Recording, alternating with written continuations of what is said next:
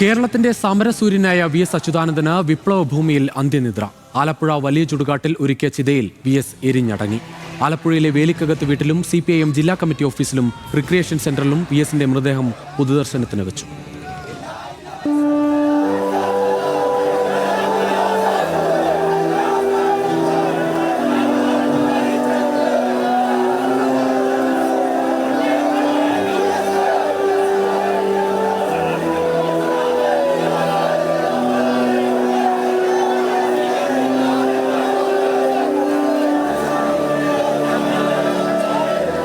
വലിയ ചുടുകാട്ടിൽ ചിതയാളി, അതിനുള്ളിലൊരു കനൽ ജീവിതം എരിഞ്ഞു.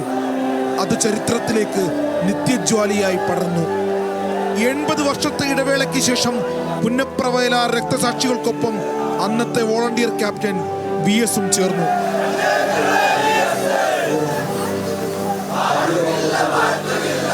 ഘനമേഘങ്ങൾ ആർത്തലച്ച് പെയ്ത രാത്രിയെ സാക്ഷിയാക്കി ഇതിഹാസ ജീവിതം മലയാള മനസ്സിലേക്ക് അഗ്നിയായി പടർന്നു.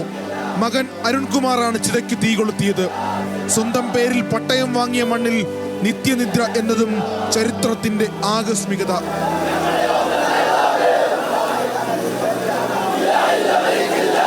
ഉച്ചയ്ക്ക് 12:20 വിലാപയാത്ര VSന്റെ വേലിക്കകത്ത് വീട്ടിലെത്തിയത്. കണ്ണേ കരളെ VS എന്ന് വിളിച്ച് ആയിരങ്ങൾ വീടിനു ചുറ്റും തടിച്ചുകൂടിയിരുന്നു.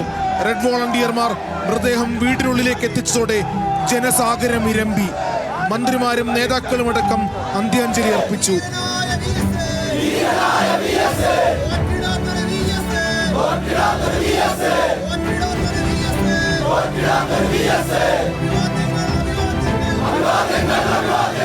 രണ്ടര മണിക്കൂറിന് ശേഷം മൃതദേഹം ആലപ്പുഴ ജില്ലാ കമ്മിറ്റി ഓഫീസിലെത്തിച്ചു.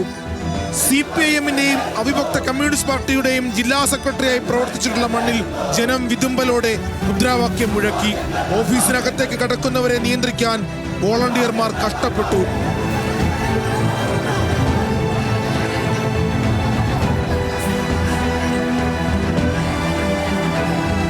കനത്ത മഴയിൽ മുദ്രാവാക്യങ്ങൾ ഇടിമുഴക്കങ്ങളായി.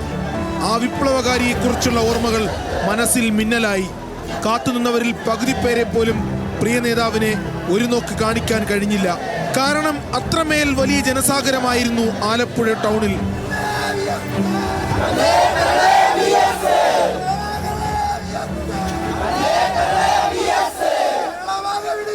പിന്നാലെ റിക്രിയേഷൻ സെന്ററിലേക്ക്.